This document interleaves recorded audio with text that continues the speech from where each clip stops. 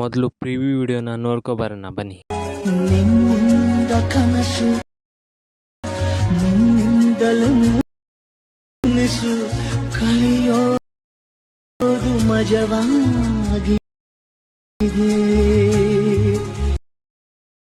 ಎರಡು ಜಡಿಯನ್ನು ಎಳೆದು ಕೇಳುವೆನು, ನೀ ಸ್ವಲ್ಪ ನಿಲ್ಲಬಾರದೆ.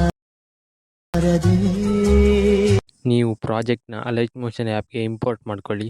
ನಿಮಗೆ ಇಲ್ಲಿ ಈ ಥರ ಕಾಣ್ತದೆ.